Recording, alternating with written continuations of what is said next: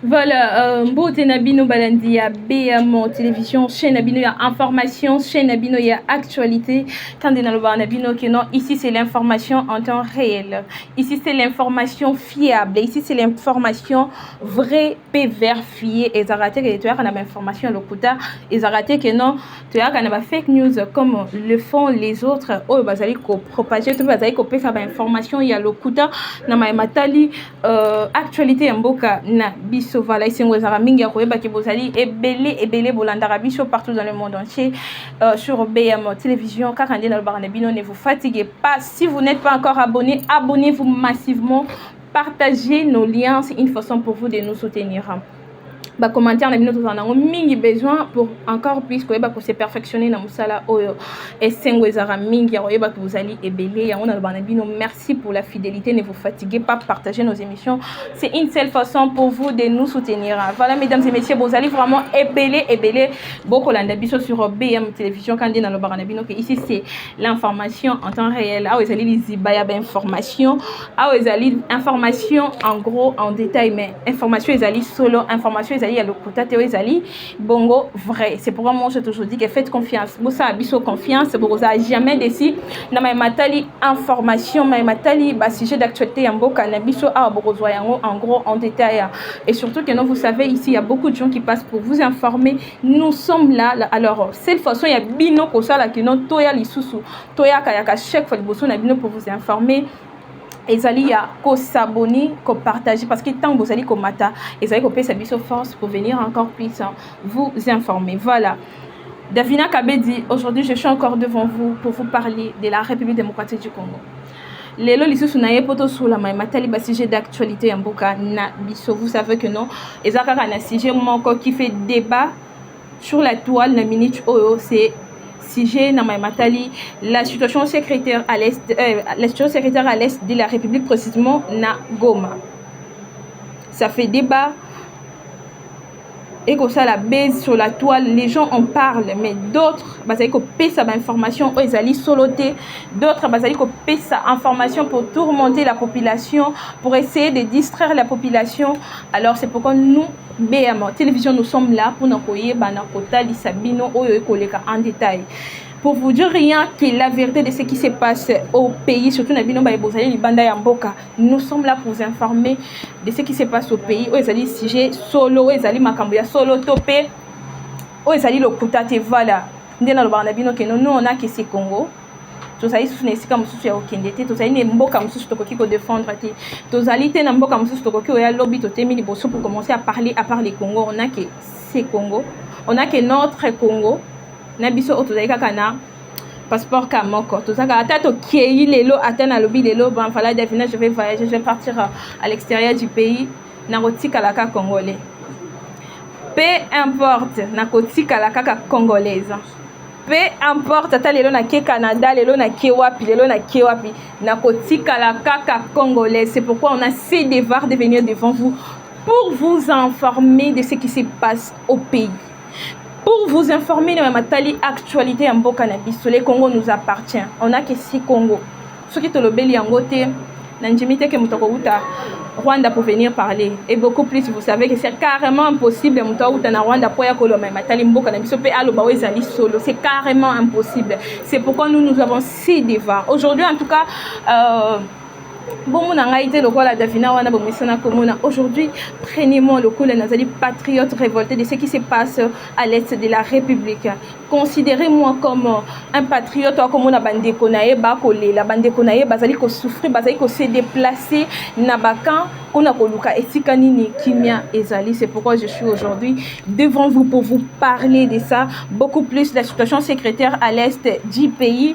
Il y a les gens qui se demandent que non, Goma, est-ce que Goma est tombé ou pas? Ce sont les questions aux ali baimboka ba komi tuna de partout, ba bazali na kati mboka bango moko na ba bazali pe libanda ya mboka, c'est-à-dire à l'extérieur du pays. Les gens se demandent ces questions, est-ce que Goma est tombé ou pas? Parce qu'il y a des fake news qui circulent. N'oubliez pas que non, le ministre de la communication Patrick Mouyaya alobaki yango que non, Ces derniers temps, il y a les poisons rwandais qui circulent sur les réseaux sociaux. Bien, je suis évidemment d'accord. Naïe, ils solo, ils allaient poison rwandais, ils allaient circuler pour n'avoir ça fake news, pour n'avoir ça information où ils allaient en côté, pour n'avoir ça information où ils allaient vrai. C'est pourquoi les gens se demandent est-ce que c'est vrai. Les gens veulent savoir est-ce que Goma est tombé ou pas. Je vais en parler dans cette émission, mesdames et messieurs. Vous allez avoir plus de détails. Mamatali, situation secrétaire Nagoma. Et puis je vais parler aussi de Mamatali, union sacrée. Union sacrée, l'autre fois, nous avons union salée. Pendant que nos laisses de la République est en guerre, pendant que nos frères et sœurs qui sont là-bas, parce qu'ils sont makila, ils sont coulés na baven na biso, bako souffrir kuna bazali ko kima tongo pour apona ologabi pa nini kimieza, union sacrée zali kimia, personne n'en parle. Personne ne fait ni déclaration, ni soutien au AM23. Excusez-moi, ni soutien Nabaï FARDC, ni soutien Nabawa, excusez-moi vraiment, ni soutien Nabawa Zalendo, ni soutien na FARDC Nabiso. Alors, les gens sont en train de se demander des questions, mais qu'est-ce qui se passe? Parce qu'ils allaient na Batouebele, Bazali na Union Sacrée, ce sont des sortissants de l'Est de la République. Batebele na kotanga komboka na kati ya émission boye bato banani bazali ba sortissant ya est de la République o ba vandi kimia bazali ko déclarer te bazali ko soutenir te bazali ko loba elo comment côté par rapport à ce qui se passe au pays. Alors les gens se demandent bato na bazali na biso to bazali na biso te bato na bazali na bato Rwanda mais en même temps bazali ko vivre na mboka na biso ou comment. Voilà sujet zali moi ebele nous allons aussi essayer de parler de ce qui se passe donc, c'est-à-dire le conseil des secrétaires Onio et Salemaki, ministre des Affaires étrangères, Madame Thérèse Kaikomba a vraiment très bien défendu les pays. Et puis, tous allez féliciter vraiment coup de chapeau na Madame la ministre. Alors nous allons en parler, à défendre vraiment les pays comme il faut. Et puis elle continue de le faire, vraiment nous félicitons. Courage, wana bravo, wana oazali na yango. Voilà mesdames et messieurs, ezali basije oyo na yelibino pona koyeba kotali sabino réellement ce qui se passe na minute oyo. Voilà botia ba like na bino, botia j'aime, vous partager, vous s'abonner si vous n'êtes pas encore abonné pour ne rien manquer de ce qui se passe au pays. Voilà. Naobanda na sujet ya Goma. Naobanda matali Goma parce que ezali sujet o ezali ko sala actualité na minute ezali sujet o e ko sala base na minute o les gens en parlent. Les gens bazali kolobela yango, les gens veulent savoir réellement qu'est-ce qui se passe au pays. Pona ba bazali libanda bazali koluka ko confirmer qu'est-ce qui se passe. Nini ezali koleka kuna. Est-ce que Goma est quoi? Est-ce que Goma est dans maboko ya munguna? Est-ce que ezali ba question oyo bozali komi tuna bandeko na ngai kasi boye ba yango ke Goma est quoi été. Là premièrement d'abord faut boye ba yango ke no Goma est quoi été. Bat nyonso bazali komituna bat o nyonso bazali komitungisa c'est normal en tant le ko la ba congolais de père et de mère bat o makine zali ko circuler ba yi congoman bazali na droit wana ya koluka koyeba qu'est-ce qui se passe. Est-ce que Goma est quoi? Selon les informations qui circulent sur la toile, que non, Goma est quoi? Est-ce que Zali solo? Est-ce que Zali Lokuta? Les gens veulent avoir vraie information. Confirmation. C'est pourquoi moi on se dit ne vous inquiétez pas, ko s'inquiéter, ko tuna mituna, mususu bazali ko information zali ko circuler que non, Goma ezali na maboko ya munguna, Goma est quoi? Goma ezali na contrôle ya bayi AM23. Même d'autres qui sont à l'extérieur du pays, bazali ko benga pour savoir est-ce que Goma est quoi ou pas. Alors ne vous inquiétez pas, je vais vous répondre dans cette émission. Ba Congolais boye ba yango que non. Boye ba yango pe bosimba yango que non Goma et kokoyaka en aucun jour. Le chef de l'État Félix Antoine Tshisekedi l'avait dit. Goma et kokoyaka en aucun jour. Bosimba yango boye ba yango wana vraiment même si eko senga apesa nini alobaki yango Goma et kokoyaka jamais. Alors Goma n'est pas tombé et puis ne tombez jamais na maye o ba koloba sur les réseaux sociaux parce que bobo sonate que non Patrick Mouya porte-parole du gouvernement, le ministre de la communication l'avait bien dit. Na ba chaîne ya libanda kuna na TV5 Monde Bolanda ki yango na France 24 vous avez suivi Patrick Mouya l'avait dit que non poison rwandais ezali ko circuler Paul Kagame a tué poison na ye na kati ya réseaux sociaux, c'est-à-dire poison wana Patrick Muyaya azaki kolobela ezaki poison oyo baliesaka mutu na biloko te to mpe batielaka mutu te, eza poison lokola bato oyo bazali koya na lokuta pour désinformer la population, pour distraire la population, pour mettre en panique la population, pour ramener les choses qui sont déjà passées na régime eleka makambo eleka ya kala ba vidéo ancienne koyela yango population pour na komeka mpe kotia moi panique na mitu ya bato pour dire que non, voilà Goma est entre les mains de M23, voilà Goma est entre les mains de l'ennemi. C'est faux et archi faux. Goma n'est pas entre les mains ya ba M23. Goma n'est pas entre les mains ya armée rwandaise. C'est carrément impossible. Ce qui vous allez se rappeler, un par un, vous allez comprendre que non, le chef de l'État aloba yango akoseda kasoki bazali makasi baya kozwa Goma wana. Le chef de l'État l'avait bien dit, ceux qui bazali makasi baya kozwa makasi bazwa Goma. Vous pensez que non, ceux qui bango bazwa ki Goma, ba fake news wana so ngake circuler? Parce que bobi que objectif na bango ezali Goma, non? Objectif ya banguna na biso ya armée rwandaise, objectif ya Rwanda ezali Goma wana parce que bayebi que non Goma wana ezali entrée ya makambo ebele. Corneille nanga lobaki yango bien que objectif na bango eza Goma. Vous pensez que même ceux qui ezaki solo que bazui Goma, Corneille nanga allait sortir pour faire ba déclaration. Bon mona kaya ko bimako sa ba déclaration. Alobaki on ba déclaration que non objectif na bango eza Goma, après Goma ba kotanyo sona pona ko imposer dialogue na tata mokonzi ekolo, tandis que ye tata mokonzi ekolo alobaki yango parce que la population faut pas être en panique. Bobo sona yango te vous allez vraiment tout ça na mokonzi mboka o qui se bat nuit et jour pour défendre la République démocratique du Congo, qui se donne corps et âme pour défendre la patrie. Azali le gwa bakonzi o baleka wana te les régimes passés et tout pour parler de tout ça. Azali le lingue wana te c'est vraiment un enfant du pays et c'est tout ça la confiance. Na maloba na ye na ba propos na ya lobaka ko ki jamais ko trahir maloba ne to ko trahir population na ye alobaki yango so baza makasi baleka e ba ya kozwa Goma wana. Ce qui s'est passé c'était quoi? Ezaki que non, Munguna a mekaki. Voilà, ça c'était depuis hier. Munguna mekaki. Abandi ko mekanyo sona pona kotia panique na population ya Goma. Abwakaki bombe wana ekoyaki na cabine ya courant. Et c'est ce qui a créé molili wana donc molili wana bomona ki wana manque ya électricité wana bomona ki na ville ya Goma.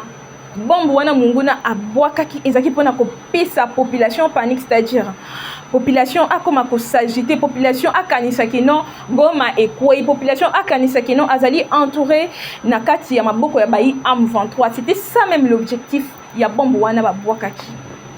Et quoi na cabine, c'est ce qui a créé molili o bato balobela ki na ba réseaux sociaux, molili o bato balobaki Goma na molili, c'est risquant, Goma à danger. Bolanda ki nyoso bato bazaki koloba.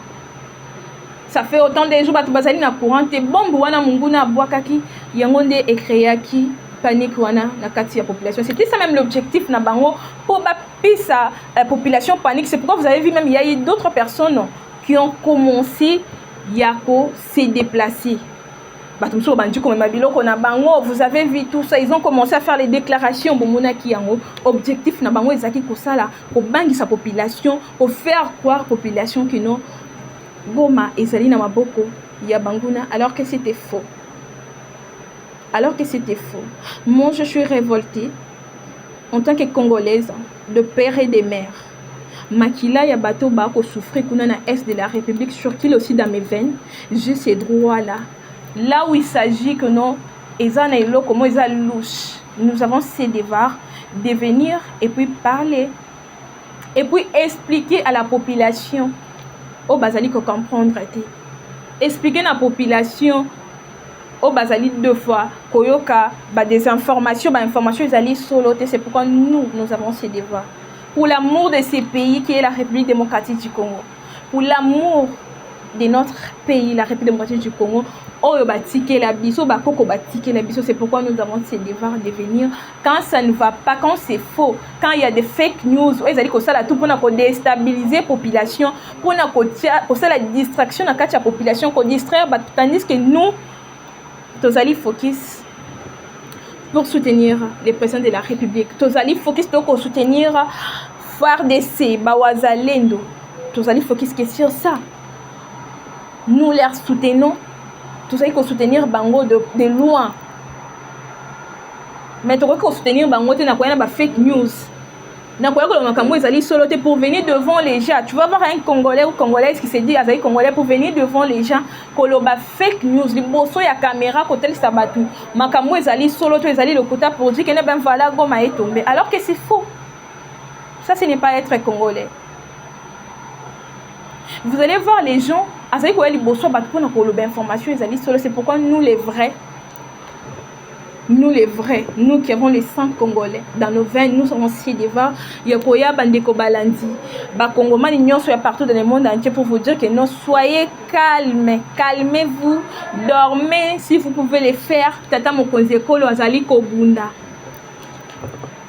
Baï FARDC Bazali Kobunda, Bawazalendo Bazali Kobunda. Vous avez suivi porte-parole à Bawazalendo à lobby. Toko Sedaka jamais Goma, eza catégoriquement impossible. Toko Sedaka jamais Goma, donc calmez-vous, apaisez-vous. Goma n'est pas entre les mains de l'ennemi, Goma est entre les mains Yabaï FARDC. Calmez-vous pour les gens. Oh, bah, ça y est, tout n'a pas, ça y est, paniquer, bah, récupérer, parce que moi, je vis les messages, je vis, ça circule même dans ma Facebook, dans ma réseau, sur les réseaux sociaux. Bah, information, le lingue, on est circulé, moi, c'est pourquoi c'est là qui toya pour n'a pas ça, bah, Congomani, oh, bah, l'andarabiso, sur ma télévision de partout dans le monde entier, que non, Goma n'est pas tombé, Goma n'est pas entre les mains. Il y a armée rwandaise. Oh bah ça là qui on ezaki kaka mwani ndisamba bazaki ezaki makaniso bakanisi ki bakosala pona kosala panique na population pona kosala waya kotungisa molimo ya population pour te population kanisa ke no Goma ekoi alors que c'est faux. Ce qui Goma ekoi ki bonga bomona Corneille Nanga venir faire des déclarations de misana. Tandis que ça objectif na bango ya makasi na Rwanda, objectif na bango eza Goma. Ce qui ezaki solo bonga bomona ye aye ko sa ba déclaration. Alors arrêtez ya kolanda ba image et c'est les images passées parce qu'ils en a battu oh ba pesi bango lelo musala kaka ya koya na ba information ya lokuta ils en a battu oh lelo bazo futa bango kaka po aya côté ka ba information ya faux ya lokuta ezali yango te azali wana kaka pona koloba makambu ya lokuta. Ramenez les images passées, ramenez les vidéos passées pour dire voilà Goma est tombé alors que ce sont les anciennes. Na répéter yango disusu ezali ba image ya kala eza ba image ya soloté. Goma ne tombera jamais, mesdames et messieurs. Goma ne tombera jamais. Goma ezali na maboko ya bayi FARDC na bandeko na biso Bawazalendo. Armée rwandaise akoki ko créer nyonso a créer ki wana pona ko créer panique. Pona ko créer panique na kati ya population. Ba beta ki bombo bakoki obeta pona ko créer panique na kati ya population. Mais ça n'a pas vraiment réussi. Ça n'a pas vraiment réussi. Il y a un moment qui se déplacer. Là, j'insiste encore sur ça. Parce que les gens se demandent si c'est réellement... Ceux qui ont solo que go mais comment qui se déplacer. On a vu les vidéos. Parce que réseaux sociaux comme ma casse ces derniers temps, il y a un moindre problème. Comment la vidéo circulée qui mais belé ba vidéo ça ba vidéo ya soloté belé ba vidéo à kala et ça en côté ce sont des anciennes vidéos je répète encore retenez ça et belé ba vidéo oh batu basali ko zongi salelo oh les ennemis de la République oh batu bango kawana et pas ya Monguna Paul Kagame pour diffuser que des fausses informations pour faire panique na population pour na ko bangi sa population pour na ko tchabulu et que na muta population ya ngone bo mona ki population mususu batu mususu comment ko se déplacer bo mona ki yango na babilini na ba réseaux sociaux comment est-ce que ba image wana est circulée qui alors moi je tiens encore à vous rappeler que nombo simba yango bo tcha yango pe na mitu na bino moi je dis bolala na bino pungia ba bébé Goma ne tombera jamais. Le président de la République Félix Antoine Tshisekedi l'avait bien dit. Akotika jamais Goma wana ekwea. Bossa la président confiance. C'est carrément impossible Goma ekwea ekokwea ka jamais. tokotika Goma ekweyate impossible. Ce qui va ça on a la fois passé dans régime passé wana na régime wana. J'imagine même que non ce qui président na biso lelo ça dit ko bunda corps et âme. Imaginons ce qui président Félix Antoine Tshisekedi était là depuis avait pris le pouvoir ou soit à ça qui tanyo so au régime passé ça là qui tonga to zala wa c'est tumba o déjà si la kala c'est tumba o déjà si la kala.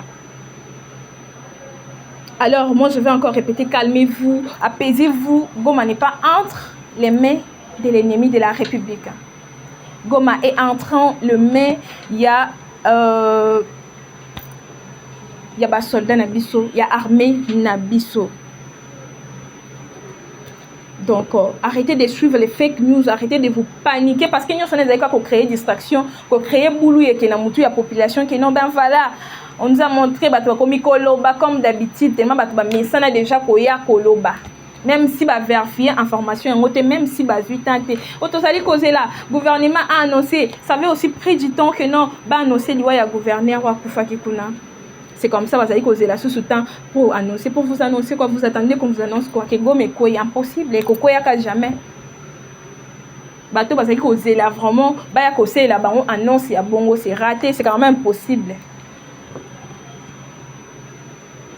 Donc calmez-vous, apaisez-vous. Les ministres Patrick Mouya Aloba qui en haut que non, les poisons circulent dans oh nous sommes allés comment les akaka poisons on les a circuler bateau baza makasi bateau ba fouti baza tellement makasi na koya pour propager ba fausse information koya ko faire circuler ba vidéo et les cas ya kala ko kende ko lokota yango ko kende ko zwa yango pozongisa yango pour faire panique na population kasi bo simba yango boye ba yango que non Goma n'est pas entre le mai ya Monguna.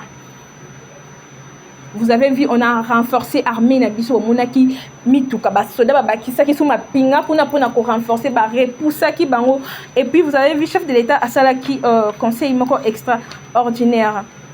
Conseil de sécurité extraordinaire. Conseil wana chef de l'état asala ki mokolo lo bezaki pona ko pisa kaka précision. Ko pisa ligne de conduite avec précision.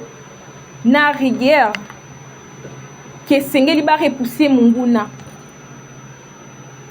et sengeli ba repousser Munguna tina suka si ça genre repousser Munguna ti kuna na Kigali ti kuna bisika nani Paul Kagame avant d'aka chef d'état pesa ki déjà ningi salobi bo repousser bango kuna bazata na droit mon côté bazata na 1 minute te bazana na droit 1 minute te na mabele na biso. C'est pourquoi vous avez vu que non des chefs de l'état à ça qui conseille wana des secrétaires extraordinaires pour encore couper sa meeting donc couper encore ligne de conduite avec rigueur que sengeli ba benga na Munguna na droit te ya ko sala ta 1 minute na mabele na biso qui est la République démocratique du Congo. Et c'est ba repousser Munguna nga kutu na kena ngo plus loin ba kende o chindika eti kuna vraiment ko eti kuna na Kigali.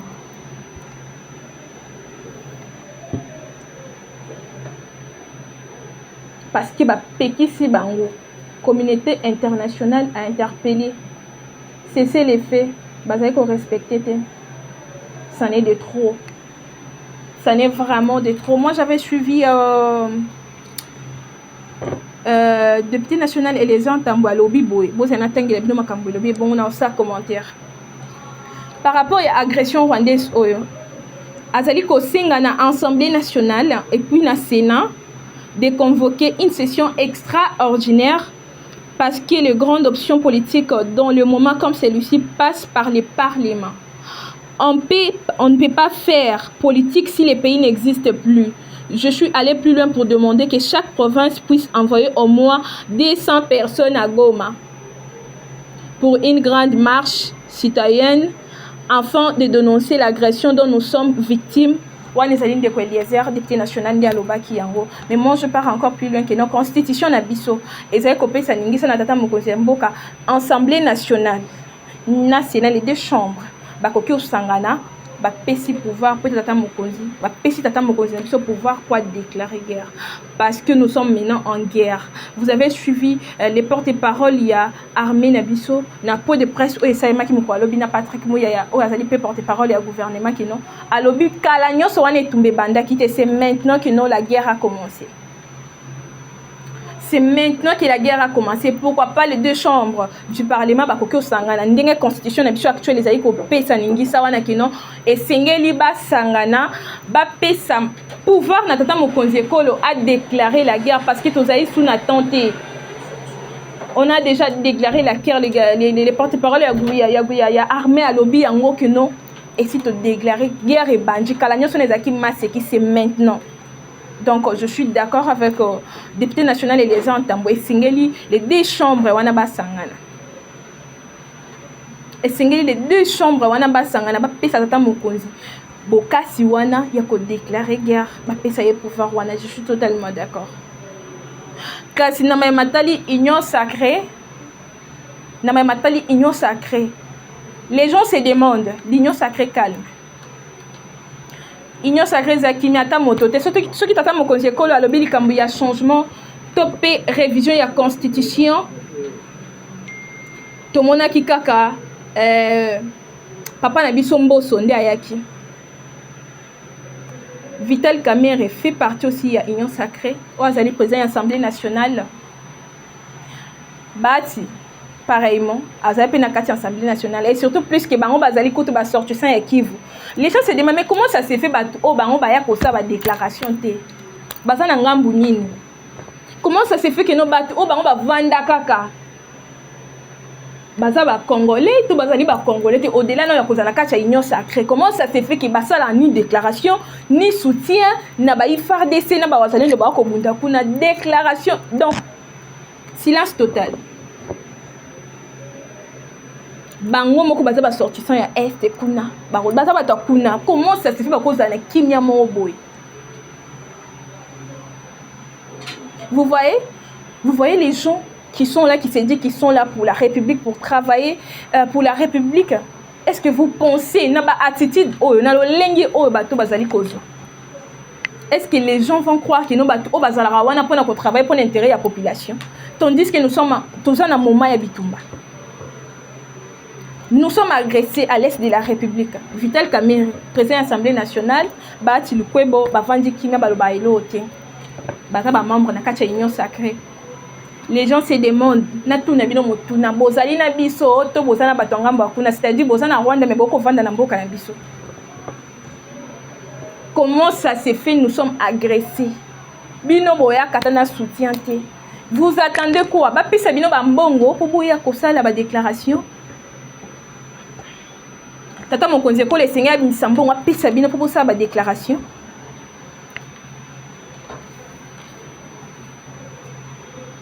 Parce que c'est le moment où Singeli Bola qui se soutient à Bino na tata mokonzi ekolo.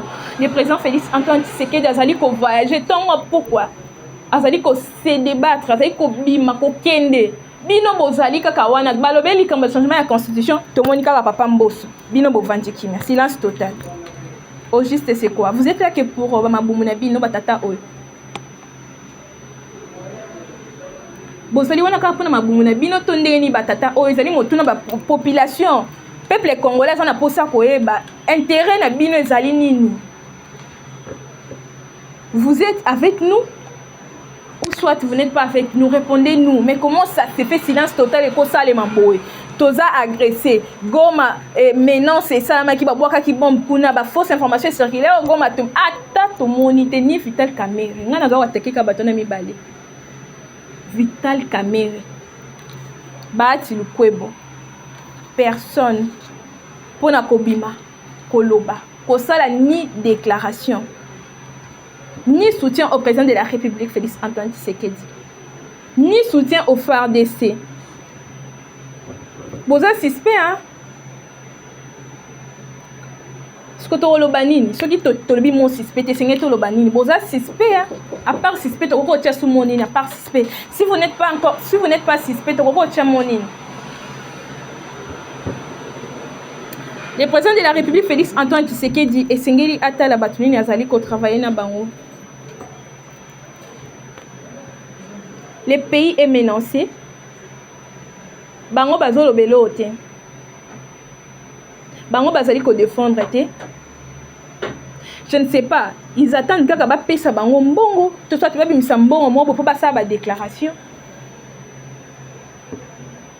toujours bango batu ya est soki ata bato musika te ba province mususu te parce que soki tu es plus loin il y a même les gens au bazo uta est te au bazali ko sala ba déclaration ils sont là bazali ko soutenir le président de la République Félix Antoine Tshisekedi soki ezaki bato mboka musu ngo mona ba loba bango mais bango moko batu ya est ba sortissant ya est ba vandi kimia silence total bazali ko lobelo te to que non musika te que non batu ya libanda batu province mususu bango moko batu ya kuna ba vandi kimia silence total personne n'en parle bango bazo se ba benga bango ba pesa bango pour na mabumu na bango et après ça ils vont venir pour en parler et c'est comme ça nde boyisa la population nde boyisa ba congomani que nous sommes là pour l'intérêt de la population c'est ça l'intérêt de la population tandis que nous sommes agressés à l'est de la République. Tandis que nous sommes agressés par les pays voisins au Boyebi, Rwanda. Personne ne vient attaquer Koganga Boye. Comme ça, ta déclaration. Personne. Ça fait mal, hein? Ça fait mal, c'est pourquoi tu vois, vous allez révolter pour venir battre le lingue, parce que vous allez commettre tout mituna. Vous allez confondre bango. Et sengeli bango ba ya kotalisa bato. Et sengeli bango ba ya ko répondre bato. Bazali na ngambu nini, bazali na kanini. Vous êtes avec tel caméra, vous êtes avec nous ou pas? C'est la question on a des populations qui sont parce que les pays ont traversé des moments très très difficiles. Les pays traversent des moments très difficiles. Les pays est en guerre. Bino sombi na bino calme, vous préférez na bino vent na bino kimia kasi sengé boya ko répondre vous êtes na ngambu nini. Toye baka déjà. Voilà mesdames et messieurs, je vais encore revenir. Ce n'est pas fini. On va encore revenir pour en parler. S'il s'agit de parler de la République, Tokoya Kakaka. Tokoya Kakaka, Tokolembaka jamais. Pour parler de la République qui est notre cher et beau pays. Tokolembaka jamais. S'il s'agit de Tongo, midi, pourquoi? Tokolembaka jamais, c'est carrément impossible. Kaka na matali agression. Oyo est ezali ko subir agression auto ezali ko faire face na yango. Je vais essayer aussi de parler na bandeko na biso ya IDPS.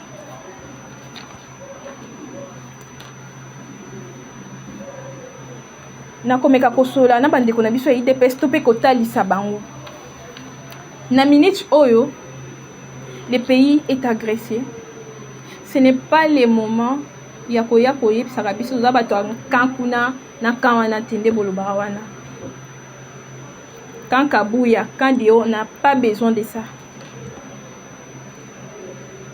on n'a pas besoin de ça na minute oyo le pays est agressé, vous êtes la partie au pouvoir. Ce qui bozali koyeba yango te botikana ebisa bino, vous êtes la partie au pouvoir, vous êtes censé garder, défendre les pouvoirs. Pouvoir ou ezali pouvoir na bino, mandat ou ezali mandat na bino. Vous êtes censé venir défendre. Arrêtez un peu les distractions, arrêtez un peu avec makambo bakan, kananyo, kan kabuya, kanini oyo, ça nous apporte quoi? Na minute où on a besoin de l'unité. Beau sangana, beau défendre. Est-ce que vous ne voyez pas qu'il y a une sacrée Zakimia? Vous ne voyez pas qu'il y a une union sacrée Zakimia? Alors si vous, beau sanganité pour défendre les pouvoirs, beau sanganité pour défendre le président de la République Félix Antoine Tshisekedi, vous êtes les seuls au bozali censé ko défendre le pouvoir oyo. Arrêtez na babiloko wana ya bakan kinga ne sengeli bo sangana pour l'unité. Bo sangana ta pour la patrie, pour l'amour de ce pays. Bo sangana ta pour l'amour de ce pays. Oh bo sala opposition pendant 38 ans de l'élite wana. Bo sani yango, bo sangana ta pour na yango.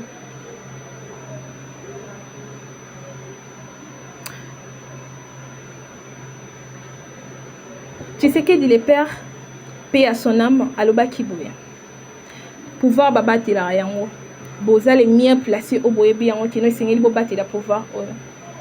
Ceux qui bobateli yango te mutu mususu te ko utali banda po ya ko bati la yango. C'est votre mandat, je le rappelle encore. Ezali mandat na bino. Ezali pouvoir na bino et sengeli bobati la yango. Et sengeli boya ko défendre les peuples d'abord wana. Slogan wana les peuples d'abord. C'est le moment de venir défendre. na minute oyo bandeko na biso bazali kose déplacer kuna na Goma, bandeko na biso bazali kose déplacer à l'est de la République pour na kokima affrontement bitumba oyo ekobundama kuna entre les FRDC et puis na banguna ya République. C'est le moment où vous êtes censé défendre les peuples d'abord. Arrêtez avec le conflit mobezanga mutuna makolo ezali kutuna China, ezali kutuna plastique pour le moment. Voilà, c'est tout ce que j'avais à dire par rapport à Silama. Mesdames et messieurs, partout dans le monde entier, Congomani Nyoso, soutenez le président de la République, Félix Antoine Tshisekedi. To soutenir armée Nabiso, Baï FARDC. To soutenir Bandeko Nabiso Bawazalendo. Les vrais patriotes, Congolais à Makila et Sengeli Batelema, Bazwa conscience. Il y a un moment où nous allons faire face et puis venir derrière le président de la République pour soutenir. Pour être etumba oh tu es bana kolonga yango. Côté les mains, comme ça la déclaration, comme ça on n'en a pas besoin. On a besoin de soutenir le président Nabiso, de soutenir l'armée Nabiso. Baï FARDC, Bawazalendo de partout dans le monde entier. Et là on a kosinga na bino kaka yango wana. Voilà pour aujourd'hui. On me signale que j'ai dépassé ma minute nangai. C'est normal parce que j'étais vraiment révoltée comme un vrai patriote. Et puis très mal au cœur de voir ce qui se passe à l'est du pays. Partager nos émissions, c'est une façon pour vous de nous soutenir. Grand merci à la grande équipe technique de BMO Télévision. Là je vais à Jérémy Mabokoma Bende. Grand merci à lui, grand merci à vous aussi pour la confiance, pour la fidélité, pour la loyauté Nabino, parce que s'il y a fake news quand même, vous venez pour savoir que notre BM Télévision c'est parmi les chaînes où il y a solo. BM Télévision c'est parmi les chaînes où il y a la vérité. Merci pour cette confiance, ne vous fatiguez pas, partagez. Et Davina Kabedi, retrouvez-moi à la prochaine avec le même plaisir. Au revoir.